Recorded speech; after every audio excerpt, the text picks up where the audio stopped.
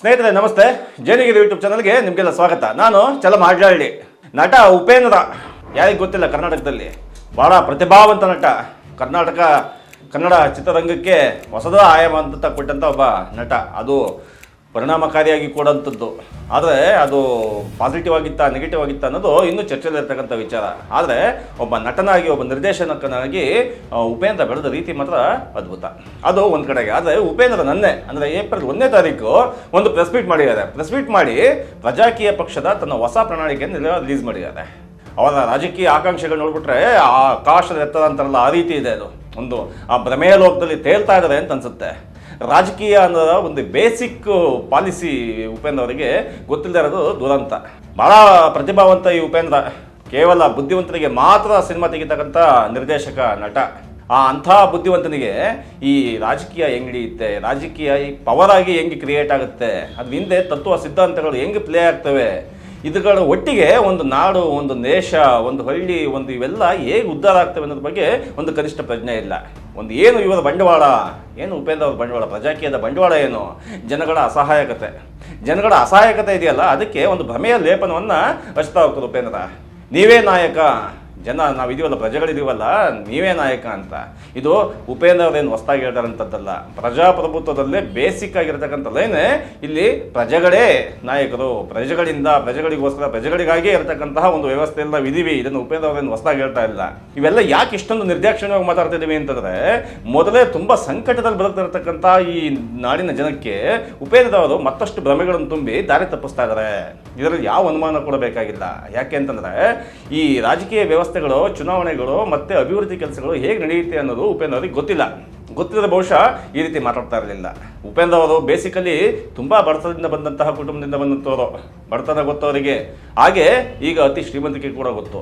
ಅದ್ರ ನಡುವೆ ಭಾಳ ಬುದ್ಧಿವಂತ, ವಿಚಾರವಾದಿ, ಹಾಗೆ ಎಲ್ಲ ಈ ಪುರಾಣಗಳ ಬಗ್ಗೆ, ಇತಿಹಾಸದ ಬಗ್ಗೆ ಮತ್ತು ಐಡಿಯಾಲಜಿಗಳ ಬಗ್ಗೆ ತುಂಬ ತನ್ನದೇ ಆದ ಕನಸುಗಳನ್ನು ಕಟ್ಕೊಂಡಿದ್ದಾರೆ. ಅದರ ಸಮಸ್ಯೆ ಏನು ಅಂತಂದರೆ, ಇದು ರೀತಿಯಾಗಿ ನಾವು ಹೋದರೆ ಜನಗಳ ಮಧ್ಯೆ ಯಾವ ರೀತಿ ಗೆಲ್ಬೋದು, ಜನಗಳ ಮನಸ್ಸನ್ನು ಯಾವ ರೀತಿ ನಾವು ಗ್ರ್ಯಾಬ್ ಮಾಡ್ಬೋದು ಅನ್ನೋದ್ರ ಬಗ್ಗೆ ಉಪೇಂದ್ರ ಅವರು ಕೂಡ ಭ್ರಮೆಯಲ್ಲಿ ತೇಲ್ತಾ ಇದ್ದಾರೆ ಅಂತ ಅನ್ಸುತ್ತೆ.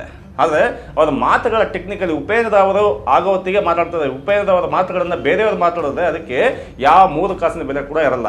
ಯಾಕೆ ಹೇಳ್ತಿದ್ದೀವಿ ಅಂತಂದರೆ, ಪತ್ರಕರ್ತರ ಜೊತೆ ಉಪೇಂದ್ರ ಅವರು ಮಾತಾಡೋದು ನೀವು ಗಮನಿಸಿ. ಒಂದು ಪ್ರಶ್ನೆ ಕೇಳೋದು ಅಂತಂದರೆ ಆ ಪ್ರಶ್ನೆಯನ್ನು ಅಲ್ಲಿಗೆ ಬ್ರೇಕ್ ಮಾಡಿ ಅವರಿಗೆ ಮತ್ತೆ ಮರು ಪ್ರಶ್ನೆಯನ್ನು ಕೇಳ್ತಾ ಹೋಗ್ತಾರೆ. ಅಂದರೆ ಪತ್ರಕರ್ತರನ್ನು ಕೂಡ ಹಾದಿ ತಪ್ಪಿಸಿ ಅವರಿಗೆ ಬೇಕಾದಂತಹ ವಿಚಾರಗಳನ್ನು ಮಾತ್ರ ಮುಂದಿಡ್ತಾ ಹೋಗ್ತಾರೆ. ಈಗ ಯಾವ ರೀತಿಯಾಗಿ ಈ ಜಾತಿ ವ್ಯವಸ್ಥೆಗೆ ಇರತಕ್ಕಂಥ ಸಮಸ್ಯೆಗೆ ಪರಿಹಾರ ಏನು? ಉಪೇಂದ್ರ ಅವರು ಏನು ಹೇಳ್ತಾರೆ ಅಂತಂದ್ರೆ, ನೀವು ಬುದ್ಧಿ ಕಲಿತು ನೀವೇ ನಾಯಕರಾಗಿ ಜಾತಿ ವ್ಯವಸ್ಥೆ ಇರಲ್ಲ. ಈ ಭ್ರಷ್ಟಾಚಾರಕ್ಕೆ ಇರತಕ್ಕಂಥ ಸಮಸ್ಯೆಗೆ ಪರಿಹಾರ ಏನು? ನೀವು ಜನಗಳೇ ನಾಯಕರಾಗ್ಬಿಡಿ, ಇದಕ್ಕೆ ಸಮಸ್ಯೆ ಪರಿಹಾರ ಆಗ್ಬಿಡುತ್ತೆ. ಇಲ್ಲಿ ಇರ್ತಕ್ಕಂತಹ ರಾಜಕಾರಣಿಗಳು ಈ ವಂಶಾಡಳಿತಕ್ಕೆ ಸಮಸ್ಯೆ ಇರ್ತಕ್ಕಂಥದ್ದೇನು, ಅಯ್ಯೋ ರಾಮ, ಇದಕ್ಕೆ ನೀವೇ ನಾಯಕರಾಗ್ಬಿಡಿ, ಇದಕ್ಕೆ ಎಂಟಾಗ್ಬಿಡುತ್ತಲ್ವಾ? ಈ ರೀತಿ ಉಪೇಂದ್ರ ಗಾಳಿಯಲ್ಲಿ ತುಂಬ ತೇರಿಸ್ಕೊಂಡು ಮಾತಾಡ್ತಾ ಹೋಗ್ತಾರೆ. ಈ ರೀತಿ ಮಾತಾಡ್ತಕ್ಕಂಥವ್ರು ಉಪೇಂದ್ರನೇ ಆಗಬೇಕಾಗಿಲ್ಲ. ಪ್ರತಿ ಹಳ್ಳಿಯಲ್ಲೂ, ಪ್ರತಿ ಹೋಬಳಿಯಲ್ಲೂ, ಪ್ರತಿ ತಾಲೂಕಲ್ಲೂ, ಪ್ರತಿ ಜಿಲ್ಲೆಗಳಲ್ಲೂ ಕೂಡ ಉಪೇಂದ್ರ ರೀತಿ ರಾಜಾರೋಷವಾಗಿ ಸುಮ್ಮನೆ ಬಯಾಸ್ಡ್ ಆಗಿ ಮಾತಾಡ್ತಕ್ಕಂಥವ್ರು ನಮಗೆ ಲಕ್ಷಾಂತರ ಮಂದಿ ಸಿಗ್ತಾರೆ. ಇಲ್ಲಿ ಬೇಸಿಕ್ ಆಗಿ ಬೇಕಾಗಿರ್ತಕ್ಕಂಥದ್ದು ಭಾಳ ಮುಖ್ಯವಾಗಿ ಒಂದು ಪಕ್ಷಕ್ಕೆ ಒಂದು ಅಜೆಂಡಾ ಬೇಕಾಗುತ್ತೆ, ಒಂದು ಐಡಿಯಾಲಜಿ ಬೇಕಾಗುತ್ತೆ. ನೀನೇ ನಾಯಕ. ಈಗ ಆಯಿತು, ಉಪೇಂದ್ರ ಅವ್ರ ಮಾತನ್ನೇ ನಂಬ್ಕೊಂಡು ಯಾರಾದರೂ ಒಬ್ಬ ನಾನೀಗ ಪ್ರಜಾಕೀಯ ಪಕ್ಷದ ಅಭ್ಯರ್ಥಿ ಅಥವಾ ನಾನು ಇದು ಬೆಂಬಲಿಗ ಅಂತೇಳಿ ಏನಾದರೂ ಇವಾಗ ಎಲೆಕ್ಷನ್ ಹೊರಟ ಅಂತ ತಿಳ್ಕೊಳ್ಳಿ, ಮುಂದಿನ 5 ವರ್ಷಗಳ ಕಾಲ ಅವನ ಬಾಳು ನಿಜಕ್ಕೂ ಕೂಡ ಈ ವ್ಯವಸ್ಥೆಗಳಿಗೆ ನರಕ ಆಗೋಗುತ್ತೆ. ಯಾಕೆ ಅಂತಂದರೆ, ಆ ಬೇರೆ ಪಕ್ಷದವರು ಹೋಗಿದ್ದಲ್ಲಪ್ಪ ಪ್ರಜಾಕೀಯ, ನೀನೇ ನಾಯಕ ಅಂತ, ನಿನ್ನ ಸಮಸ್ಯೆಗಳನ್ನು ನೀನೇ ಬಗೆಹರಿಸ್ಕ, ನಿನ್ನ ಕಥೆಗಳನ್ನು ನೀನೇ ನೋಡ್ಕ, ಈ ರೀತಿಯ ಗ್ರಾಸ್ ರೂಟ್ ಲೆವೆಲ್ನ ಸಮಸ್ಯೆಗಳನ್ನು ಇಲ್ಲಿಯ ಜನಗಳು ಅನುಭವಿಸ್ಬೇಕಾಗಿ ಬರುತ್ತೆ. ಇದನ್ನು ಉಪೇಂದ್ರ ಅವ್ರ ಬಗ್ಗೆ ಗೌರವ ಇಟ್ಕೊಂಡೇ ಮಾತಾಡ್ತಾ ಇದ್ದೀವಿ. ಯಾಕೆಂದರೆ ತುಂಬ ಪ್ರತಿಭಾವಂತ, ಭಾಳ ಕಷ್ಟಪಟ್ಟು ಚಿತ್ರರಂಗದಲ್ಲಿ ಮೇಲೆ ಬಂದಂಥವ್ರು. ಹಾಗೆ ನೋಡಿದ್ರೆ ಉಪೇಂದ್ರ ಅವ್ರ ಸಿನಿಮಾಗಳಿದಾವಲ್ಲ, ಅವು ಏನಂತ ಸದಭಿರುಚಿಯ ಸಿನಿಮಾಗಳೇನಲ್ಲ. ಎಲ್ಲವೂ ಕೂಡ ಸಂದೇಶದ ಮಟ್ಟಿಗೆ ಹೇಳೋದಾದ್ರೆ ಸಮಾಜದ ಮೇಲೆ ಭಾಳ ಅತಿಯಾಗಿ ಕೆಟ್ಟದ ಪರಿಣಾಮವನ್ನು ಬೀರಂಥ ಸಿನಿಮಾಗಳು. ಕನ್ನಡ ಚಿತ್ರರಂಗಕ್ಕೆ ಮೊದಲ ಬಾರಿಗೆ ರೌಡಿಸಮ್ನ ಪರಿಚಯ ಮಾಡಿಕೊಟ್ಟಿದ್ದು, ಲಾಂಗು ಮಚ್ಚುಗಳನ್ನು ಪರಿಚಯ ಮಾಡಿಕೊಟ್ಟಿದ್ದು, ಒಂಥರ ಹೆಣ್ಣು ಮಕ್ಕಳ ಬಗ್ಗೆ ಭಾಳ ಕೀಳದ ಅಭಿರುಚಿಗಳನ್ನು ಹುಟ್ಟಾಕಿದ್ದು, ಎಲ್ಲವೂ ಕೂಡ ಈ ಖ್ಯಾತಿ ಉಪೇಂದ್ರಗೆ ಸಲ್ಲುತ್ತೆ. ಇಂಥ ಉಪೇಂದ್ರ ಅವರೀಗ ಈ ಪ್ರಜಾಕೀಯದ ಬಗ್ಗೆ ಮಾತಾಡ್ತಾ ಇದ್ದಾರೆ. ಉದಾಹರಣೆಗೆ ಹೇಳಬೇಕು ಅಂತಂದರೆ, ಕಾಂಗ್ರೆಸ್ ಪಕ್ಷ ಬಂದು ಎಷ್ಟು ವರ್ಷ ಆಯಿತು? 150, 160, 170 ವರ್ಷ ಆಗೋಯ್ತು ಕಾಂಗ್ರೆಸ್ ಪಕ್ಷಕ್ಕೆ. ಅದೇ BJP ಪಕ್ಷ ಬಂದು ಎಷ್ಟು ಆಯಿತು? BJP ಪಕ್ಷ ಕೂಡ ಸುಮಾರು 70, 80, 100 ವರ್ಷ ಆಗೋಯ್ತು. ಇನ್ನು JDS ಪಕ್ಷ ಮೊನ್ನೆ ತಾನೇ ಬೆಳ್ಳಿ ಹಬ್ಬ ಆಚರಿಸ್ಕೊಂಡಿದೆ. ಅದು JDS.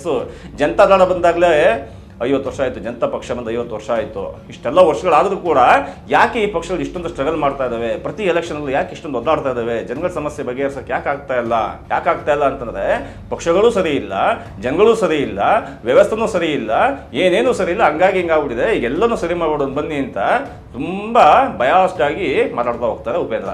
ಈ ರೀತಿ ಮಾತಾಡೋದ್ರಿಂದ 3 ಕಾಸಿನ ಉಪಯೋಗ ಇಲ್ಲ. ಒಂದು ವೇಳೆ ಆಮ್ ಆದ್ಮಿ ಪಕ್ಷ ಬಂತು, ನಿಮಗೆ ನೆನಪಿರಬೇಕು, ಲೋಕ್ ಪಾಲ್ ಮಸೂದೆಯ ಮುಖಾಂತರ ಭಾಳ ದೊಡ್ಡ ಅಜೆಂಡಾವನ್ನು ಹಿಡ್ಕೊಂಡ್ಬಂತು. ಪ್ರತಿಯೊಂದು ಒಂದೊಂದು ಪಕ್ಷಗಳು ಹೇಗೆ ಹುಟ್ಟಿದು ಅನ್ನೋದ್ರ ಬಗ್ಗೆ ಉಪೇಂದ್ರ ಅವರು ಒಂದ್ಸರಿ ಅವಲೋಕನ ಮಾಡಬೇಕಾಗತ್ತೆ.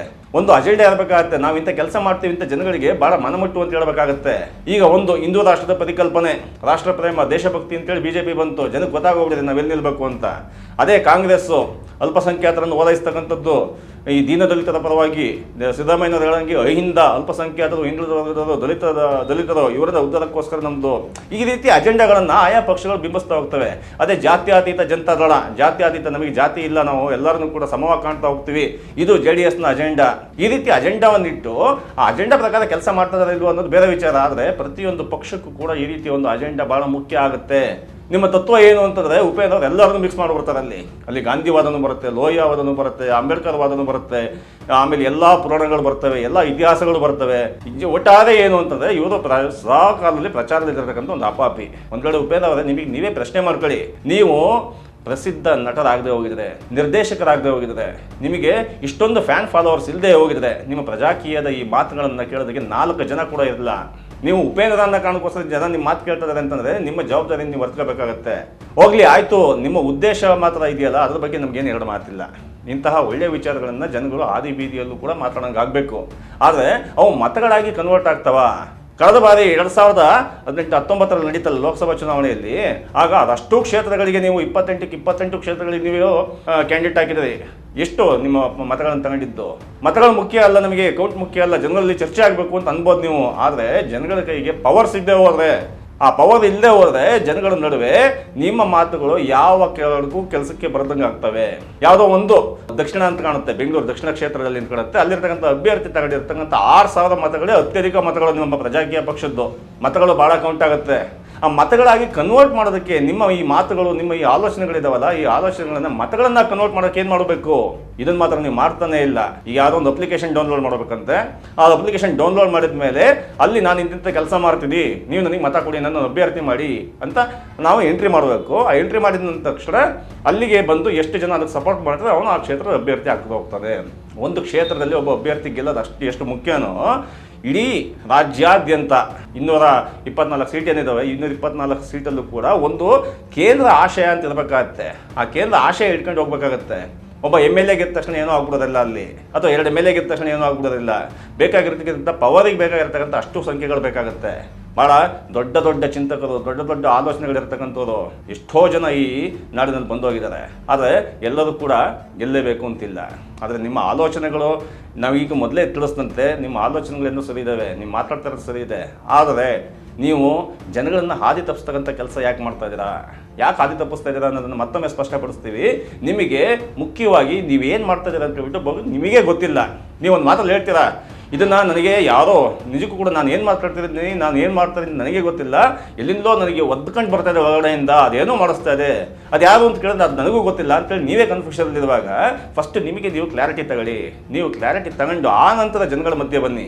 ಆಗ ಜನಗಳ ಮಧ್ಯೆ ಬಂದು ನಿಂತ್ಕೊಂಡು ಒಂದು ರಿಸಲ್ಟ್ ಕೊಡಿ. ಒಂದು ರಿಸಲ್ಟ್ ಜನಗಳಿಗೆ ಬೇಕಾಗಿದೆ. ಈಗ ಫಲಿತಾಂಶ ಅಂತಂದರೆ ನಮಗೆ ಯಾವುದೋ ಒಂದು ತಾಲೂಕು ಆಫೀಸಲ್ಲಿ, ಯಾವುದೋ ಒಂದು ಮುನ್ಸಿಪಾಲಿಟಿಯಲ್ಲಿ, ಯಾವುದೋ ಒಂದು RTO ಆಫೀಸಲ್ಲಿ, ಅಥವಾ ಯಾವುದೋ ಒಬ್ಬ ರಾಜಕೀಯ ವ್ಯಕ್ತಿದು ಬಂಡವಾಳ ಬಯಲು ಮಾಡ್ತಕ್ಕಂಥದ್ದು ಏನಾದ್ರು ಒಂದು ಫಲಿತಾಂಶ ಕೊಡಿ. ಯಾವುದಕ್ಕೂ ಕೂಡ ರಿಸ್ಕಿಗೆ ಕೈ ಹಾಕಲ್ಲ.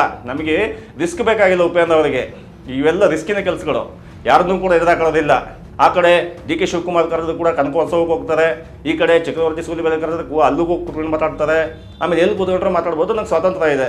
ಈ ಸಂವಿಧಾನ ಕೊಟ್ಟಿರ್ತಕ್ಕಂಥದ್ದು ಮತ್ತು ಜನಸಾಮಾನ್ಯವಾಗಿರ್ತಕ್ಕಂಥ ಎಲ್ಲ ವಿಷಯಗಳನ್ನು ಕೂಡ ಭಾಳ ಬುದ್ಧಿವಂತಿಕೆಯಿಂದ ಬರೀ ಮಾತಲ್ಲೇ ದೇಶ ನಡೆಸೋ ರೀತಿ ಉಪೇಂದ್ರ ಅವರು ಮಾತಾಡೋದಿದೆಯಲ್ಲ, ಇದು ಭಾಳ ಆತಂಕಕಾರಿ ಬೆಳವಣಿಗೆ. ಉಪೇಂದ್ರ ಅವರು ಈಗ ಪಕ್ಕದ ತಮಿಳುನಾಡಿನಲ್ಲಿ ಇರ್ತಕ್ಕಂಥ ವಿಜಯನ ಗಮನಿಸಲಿ. ವಿಜಯ್ ಅವರು ಈ ವರ್ಷ ಎಲೆಕ್ಷನ್ನಲ್ಲಿ ಭಾಳ ತೀವ್ರವಾಗಿ ತೊಡಗಿಸ್ಕೊಂಡಿದ್ದಾರೆ. ಉಪೇಂದ್ರ ಅವರು ತನ್ನೊಬ್ಬನೇ ಬದುವಂಥ ವಿಜಯ್ ದಡ್ಡ ಅನ್ನೋ ಥರದ್ದು ಮನಸ್ಥಿತಿ ಇದ್ರೆ ಏನು ಮಾಡೋಕ್ಕಾಗಲ್ಲ. ಏಕೆಂತಂದರೆ ಗ್ರಾಸ್ ರೂಟ್ ಲೆವೆಲ್ಲು ಹಳ್ಳಿಗಳಲ್ಲಿ ನಗರಗಳಲ್ಲಿ ಜನಸಾಮಾನ್ಯರ ನಡುವೆ ರಾಜಕೀಯ ಹೆಂಗೆ ಕೆಲಸ ಮಾಡುತ್ತೆ ಅನ್ನೋದ್ರ ಬಗ್ಗೆ ವಿಜಯ್ ಗೊತ್ತಿರೋಷ್ಟು ಉಪೇಂದ್ರ ಅವ್ರಿಗೆ ಕೂಡ ಗೊತ್ತಿಲ್ಲ ಅಂತ ಕಾಣುತ್ತೆ. ಒಂದು ವೇಳೆ ಆ ಥರ ಗೊತ್ತಿದ್ದೇ ಆಗಿದ್ರೆ ಉಪೇಂದ್ರ ಅವರು ಚುನಾವಣೆಯ ವಿಚಾರವಾಗಿ, ರಾಜಕೀಯ ಪಕ್ಷದ ವಿಚಾರವಾಗಿ, ತತ್ವ ಸಿದ್ಧಾಂತಗಳ ವಿಚಾರವಾಗಿ ತುಂಬ ಗಟ್ಟಿಯಾಗಿ ಮಾತಾಡ್ತಿದ್ರು. ಇವರು ಮಾತಾಡೋದು ಹೆಂಗಿದೆ ಅಂತಂದ್ರೆ ಹರಿಕತೆ ಮಾತಾಡುವಾಗ ಮಧ್ಯೆ ಉಪಕಥೆಗಳು ಬರ್ತಾವಲ್ಲ, ಆ ಉಪಕಥೆಗಳನ್ನು ಹೇಳ್ತಾ ಜನಗಳನ್ನು ರಂಜಿಸ್ತಾ ಈಗಾಗಲೇ ರಿಯಲ್ ಸ್ಟಾರ್ ಅನ್ನೋ ಒಂದು ಬಿರುದು ಬೇರೆ ಇದೆಯಲ್ಲ, ಅದನ್ನು ಮುಂದೆ ಮಾಡ್ತಾ ಪ್ರಜಾಕೀಯ ಅಂತ ಕನಸು ಕಾಣ್ತಾ ಇದ್ದಾರೆ. ಈ ರೀತಿಯ ಕೆಲಸಗಳನ್ನು ಮಾಡೋದು ಬಿಟ್ಟು ಒಂದು ಒಳ್ಳೆಯ ಸಿನಿಮಾಗಳನ್ನು ತೆಗಿಲಿ. ಈಗಾಗಲೇ ಸಿನಿಮಾದಲ್ಲಿ ಅವ್ರ ಕೆರಿಯರೇ ಮುಗಿದೋಗಿದೆ ಅನ್ನೋ ಬಂದೋಗಿದೆ. ಏಕೆಂತಂದರೆ ಉಪೇಂದ್ರ ಅವರು ಒಂದು ಒಳ್ಳೆಯ ಸಿನಿಮಾ ಕೊಟ್ಟು ಭಾಳ ವರ್ಷಗಳೇನು ದಶಕಗಳೇ ಆಗೋಯಿತು. ಉಪೇಂದ್ರ ಒಬ್ಬ ಪ್ರತಿಭಾವಂತ, ಇಡೀ ದೇಶದಲ್ಲೇ ಕಂಡಂಥ ಒಬ್ಬ ಅತ್ಯುತ್ತಮ ಟೆಕ್ನಿಷಿಯನ್, ಸಿನಿಮಾ ಟೆಕ್ನಿಷಿಯನ್. ಆ ರೀತಿ ಒಂದು ಸ್ಕ್ರೀನ್ ಪ್ಲೇ ಬರೆಯೋದಕ್ಕೆ ಭಾಳ ಪ್ರತಿಭಾವಂತಿಕೆ ಬೇಕು. ಅಂತಹ ಒಬ್ಬ ಪ್ರತಿಭಾವಂತ ಇದು ಯಾವುದೋ ಒಂದು ಉಚ್ಚಾಟಕ್ಕೆ ಬಂದು ಈ ಕಡೆ ಜನಗಳನ್ನು ಹಾದಿ ತಪ್ಪಿಸಿ ತಾನೂ ಹಾದಿ ತಪ್ಪಿ ಸುಮ್ಮನೆ ಟೈಮ್ ಪಾಸಿಗೆ ಪ್ರಜಾಕೀಯ, ರಿಯಲ್ ಪ್ರಜಾಕೀಯ 2017 ಒಂದ್ಸತಿ ಬರೋದು, 2019 ಒಂದ್ಸತಿ ಬರೋದು, ಕೋವಿಡ್ ಆದಮೇಲೆ ಒಂದ್ಸತಿ ಬರೋದು, ಈಗ ಏಪ್ರಿಲ್ 1ಕ್ಕೆ ಬಂದುಬಿಟ್ಟು ಇದು ಏಪ್ರಿಲ್ ಫುಲ್ ಡೇ ಅಲ್ಲ, ಇದು ಕ್ಲೆವರ್ಸ್ ಡೇ ಮಾಡ್ಬಿಡ್ತೀನಿ ಅಂತ ಮೇಲೆ ಮಾತಾಡೋದು, ಇಂಥ ಎಲ್ಲ ನೌಟಂಕಿ ಆಟಗಳನ್ನು ಬಿಟ್ಬಿಟ್ಟು ಸಿನಿಮಾ ಮಾಡಿ. ನೀವು ನಿಮ್ಮ ಸಿನಿಮಾಗಳು ಜನಪದವಾಗಿರಲಿ, ನಿಮಗಿರ್ತಕ್ಕಂಥ ಪ್ರತಿಭಾವಂತಿಕೆಯನ್ನು ಅಲ್ಲಿ ಬಳಸಿ ಅಂತ ಹೇಳ್ತಾ ಈ ವಿಡಿಯೋ ಮುಗಿಸ್ತೀವಿ. ಧನ್ಯವಾದಗಳು.